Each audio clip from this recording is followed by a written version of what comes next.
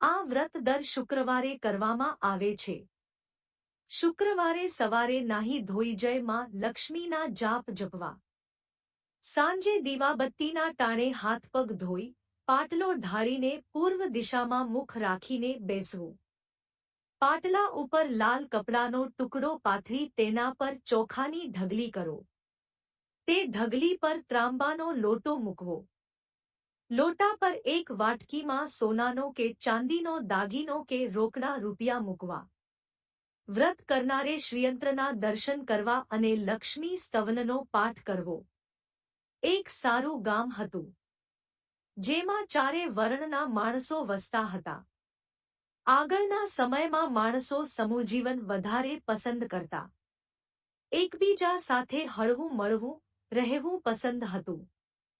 એકબીજાના સુખ દુઃખમાં સૌ ભાગ લેતા. અત્યારના આ નવા જમાનામાં માણસોનો સ્વભાવ જ બદલાઈ ગયો છે. આ ગામમાં પણ અત્યારના નવા સમય પ્રમાણે સૌ પોતપોતાના કામમાં જ મશગુલ રહેતા હતા. એક જ કુટુંબના માણસોમાં પણ કોઈને કંઈ જ પડી ન હતી. દેવદર્શન, ભજન, કીર્તન, ભક્તિ કે દયા, માયા આવા સંસ્કાર બહુ જ ઓછા થઈ ગયા.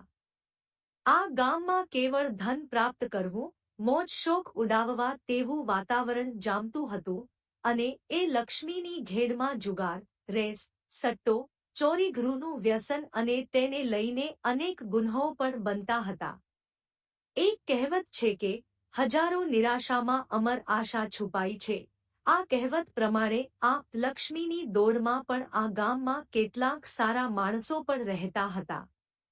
આવા સારા માણસોમાં ઇન્દુબેન તથા સુભાષભાઈ એક સારા કુટુંબના માણસો હતા. બંને માણસો ધાર્મિક વૃત્તિવાળા અને સંતોષી હતા.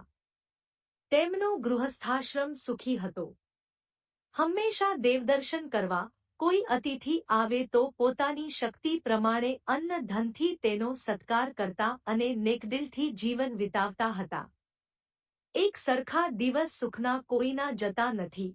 આ કહેવત પ્રમાણે તેમના સુખી જીવનમાં પણ દૈવયોગે અથવા પૂર્વજન્મના કર્મે કંઈ ભોગવવાનું બાકી હશે. તેથી સુભાષભાઈને ખરાબ અને વ્યસનીની ભાઈબંધી થઈ અને પછી તો એક પગથિયું ચૂક્યા પછી ક્યાં પડ્યા તેવું થયું.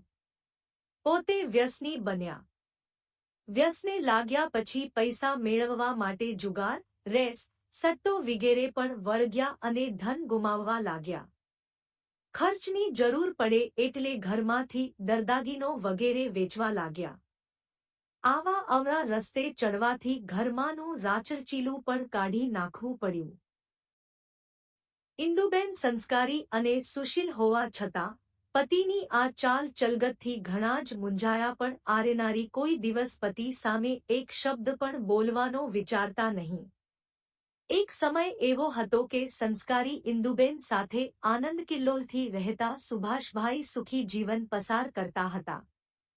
તેને બદલે ઘરમાં દરિદ્ર અને ભૂખમરાથી જ્યાં સુખેથી ખાવા પીવાને બદલે 2 વખત ખાવાના પણ સાંસા પડવા લાગ્યા.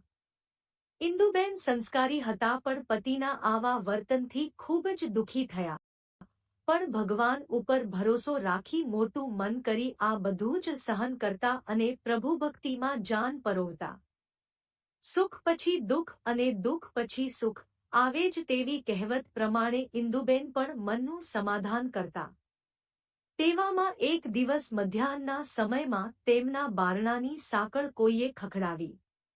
ઇન્દુબેન વિચાર કરવા લાગ્યા કે મારું તો દુઃખી અને ગરીબ ઘર છે, આવે વખતે કોણ આવ્યું હશે, તેમ છતાં પોતાને આંગણે આવેલા અતિથિનો સત્કાર કરવો જોઈએ એવા આર્ય સંસ્કાર પામેલ ઇન્દુબેને ઊભા થઈ બારણું ખોલ્યું.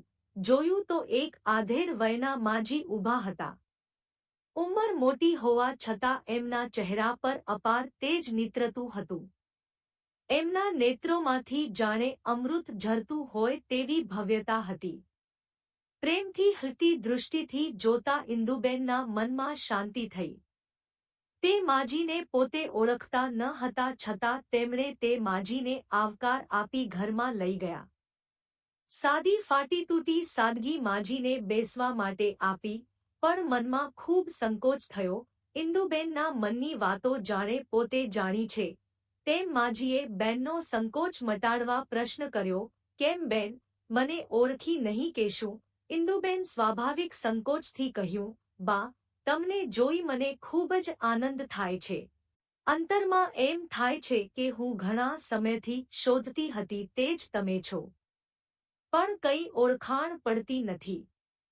માજીએ હસીને કહ્યું, કેમ, ભૂલી ગઈ? દર શુક્રવારે લક્ષ્મીજીના મંદિરમાં ભજન થાય છે, ત્યાં હું પણ આવું છું.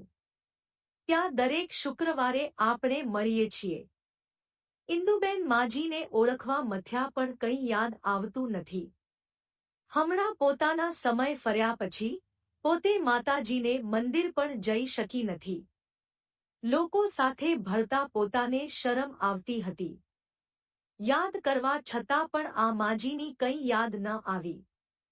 આથી માજીએ જ યાદ તાજી કરાવવા કહ્યું, બેન, તું લક્ષ્મીજીના મંદિરમાં કેવા સરસ ભજન કીર્તન ગવડાવતી હતી. હમણાં તું દેખાતી નથી. એટલે મને થયું કે તું કેમ આવતી નથી. કદાચ શરીર નરમ ગરમ થયું હોય, આમ વિચારી હું તારી ખબર કાઢવા આવી છું.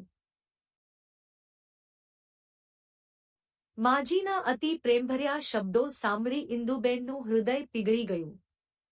તેની આંખમાં આંસુ આવી ગયા અને પછી તો જેમ માં આગળ દીકરી મન મૂકીને પોતાનું દુઃખ રડી લે તેમ ધ્રુસકે ધ્રુસકે રડી પડ્યા.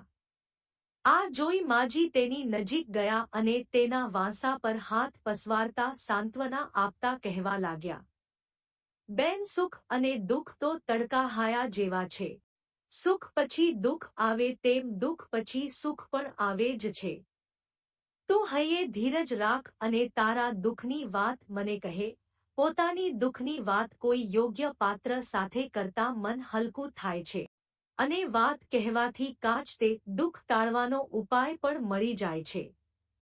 માજીની વાત સાંભળી ઇન્દુબેનને શાંતિ થઈ. તેણે કહ્યું, માં, મારા ગૃહસ્થાશ્રમમાં ઘણું જ સુખ અને આનંદ હતા. મારા પતિ પણ સ્વભાવે સુશીલ હતા. આર્થિક રીતે પણ અમને સંતોષ હતો. શાંતિથી ખાઈ પીને ઈશ્વર ભજનમાં સમય જતો હતો. પણ અમારું ભાગ્ય રૂઠ્યું હશે તે મારા પતિને હલકી સોબત થઈ.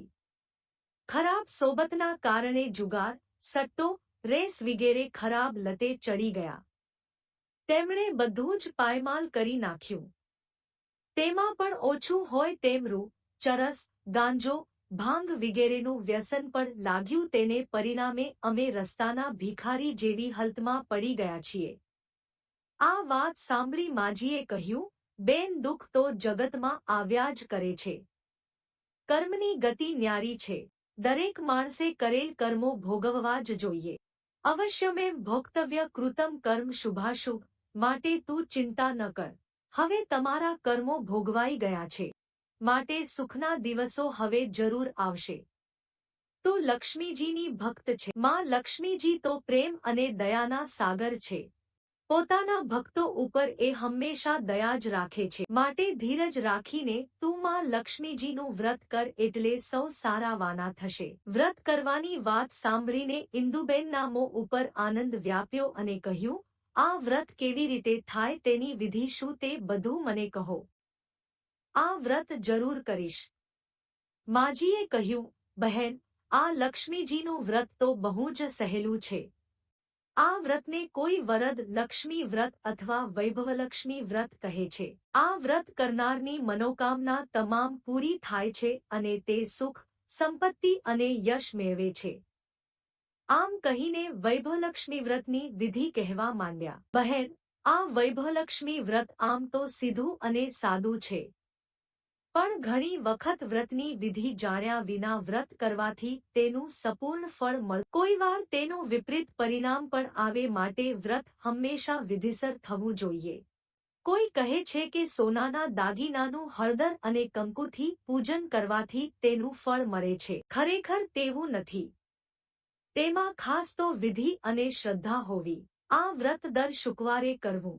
વ્રત કરનારે સ્નાનવિધિ કરી શુદ્ધ વસ્ત્ર પહેરી મનમાં શ્રી મહાલક્ષ્મી નમઃ, શ્રી મહાલક્ષ્મી નમઃ એમ જપ કરવો. નિયમમાં કોઈની નિંદા કરવી નહીં તેમજ સાંભળવી પણ નહીં. સંધ્યા વખતે હાથ પગ ધોઈ 16 કોગળા કરવા. એક પાટલો ઢાળી તેના ઉપર ધોયેલો લાલ રૂમાલ પાથરવો. તેના પર વચ્ચે ચોખાની ઢગલી કરવી.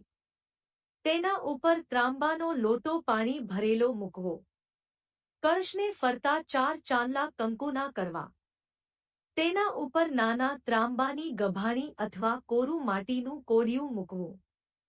તે કોડિયામાં સોનાનો કોઈ પણ દાગીનો અથવા ચાંદીનો દાગીનો અથવા રોકડ 1 રૂપિયો મૂકવો.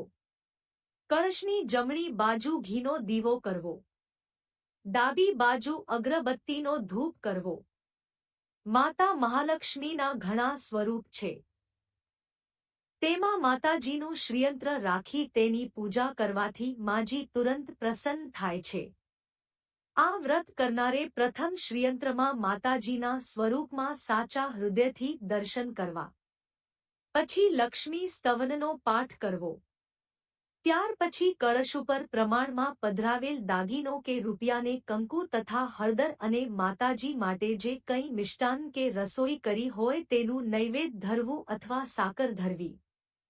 પછી આરતી ઉતારવી અને 11 વખત શ્રી મહાલક્ષ્મી નમઃ એમ બોલી જપ કરવો. પછી સાકરનું માતાજીને ધરેલું નૈવેદ્ય તેની પ્રસાદી વહેંચવી. પછી લોટા ઉપર મૂકેલ દાગીનો અથવા રૂપિયો લઈ જ્યાં ઘરમાં પૈસા મૂકતા હોઈએ તે સ્થાને મૂકવો. લોટાનું જળ તુલસીજીના ક્યારામાં પધરાવવું. ઢગલીના ચોખા ચણામાં નાખવા. આ રીતે વિધિ પ્રમાણે વ્રત કરવાથી દરેક પ્રકારના સંકટ અવશ્ય મટે છે. આ વ્રતના પ્રભાવથી દુઃખ દૂર થઈ સુખ અને શાંતિ મળે છે. વંધ્યા સ્ત્રી આ વ્રત કરે તો તેને સંતાન પ્રાપ્તિ થાય છે. સૌભાગ્યવતી સ્ત્રી આ વ્રત કરે તો તેનું અખંડ સૌભાગ્ય રહે છે. કુમારિકા આ વ્રત કરે તો તેને સારો પતિ મળે છે. ઇન્દુબેન આ વ્રત વિધિ સાંભળી ખૂબ જ રાજી થયા અને માજીને કહ્યું, માં આ વ્રત હું જરૂર કરીશ. પણ આ વ્રત કેટલો વખત કરવું અને તેનું ઉજવણું કેવી રીતે કરવું તે કૃપા કરીને મને કહો.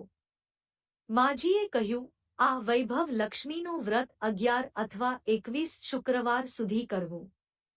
આપણે જેટલી માનતા કરી હોય તેટલા શુક્રવાર આ વ્રત કરવું. 11 કે 21માં શુક્રવારે એટલે છેલ્લા શુક્રવારે શાસ્ત્રીય રીતે તેનું ઉજવણું કરવું. જેમ દર શુક્રવારે પૂજન કરતા હોઈએ તે પ્રમાણે પૂજન કરવું. એક શ્રીફળ વધેરવું.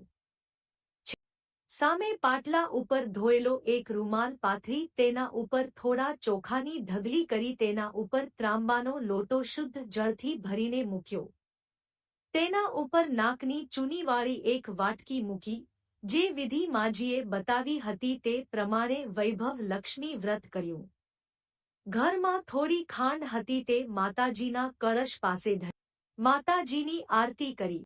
રાત્રે પતિ આવ્યો ત્યારે માતાજીને ધરેલ ખાંડમાંથી તેને પ્રસાદી આપી. તુરત જ સ્વભાવનું પરિવર્તન થયું. તે રાત્રે પ તરફથી કંઈ જ ત્રાસ ન થયો અને આનંદમાં રાત્રિ સુખશાંતિમાં વિતાવી. ઇન્દુબેને શ્રદ્ધાથી ભક્તિથી 21 શુક્રવાર સુધી આ વ્રત કર્યું. છેલ્લે માજીના કહ્યા પ્રમાણે ઉજવણું કરી 7 સ્ત્રીઓને આ મહાલક્ષ્મી વ્રતના પુસ્તકો આપ્યા. પછી માતાની પૂજામાં પધરાવેલ બીના દર્શન કરી નમસ્કાર કર્યા અને પ્રાર્થના કરી કે, હે માતા, હે માં મહાલક્ષ્મી, મારા વ્રતની માનતા માનેલી તે વ્રત આજે પૂરું કરું છું. હે માં, અમારું કલ્યાણ કરો. અમારા મનની ઈચ્છા પૂરી કરજો.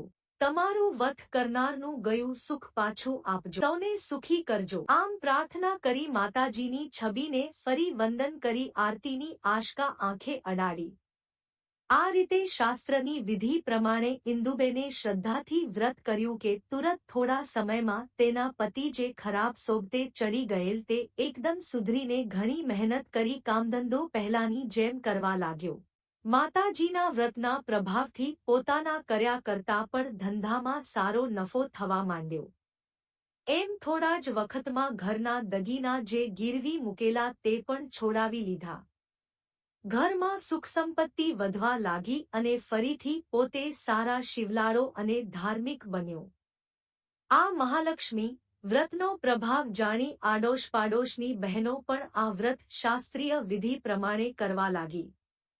હે માં ધનલક્ષ્મી, તમે જેવા ઇન્દુબેનને પ્રસન્ન થયા તેવા સૌને ફળજો.